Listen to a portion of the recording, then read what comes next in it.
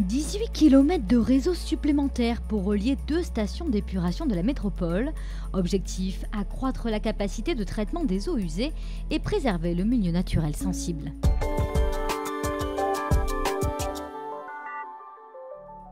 Depuis août 2020, Bordeaux Métropole a engagé d'importants travaux permettant le transfert des eaux usées de la station d'épuration Ésine-Cantinol vers celle de Lille située à Blanquefort. Deux conduites parallèles sont en cours de pose sur 9 km, dont 1 km 400 par micro-tunnelier. C'est une machine hydraulique avec une tête qui tourne, on envoie de l'eau à l'avant de la machine qui vient récupérer le terrain qu'on coupe avec la tête et qui remonte en surface sur un système de désableur avec des grilles et après on avance au fur et à mesure.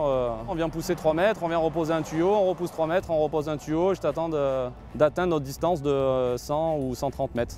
On traverse sous l'avenue Port du Roi. Entre deux puits, on a un puits de travail et un puits de sortie, ce qui nous permet de relier les deux puits et de faire ensuite les raccordements pour la liaison entre Ésine et la steppe de Lille. Aujourd'hui, la station d'épuration de Cantinol rejette ses eaux traitées dans la Jalle. Et pour préserver la Jalle, il a été décidé par Bordeaux Métropole de rejeter désormais les eaux traitées dans la Garonne. Avec l'augmentation de la population, la capacité de traitement de la station d'épuration de Cantinol arrive en limite.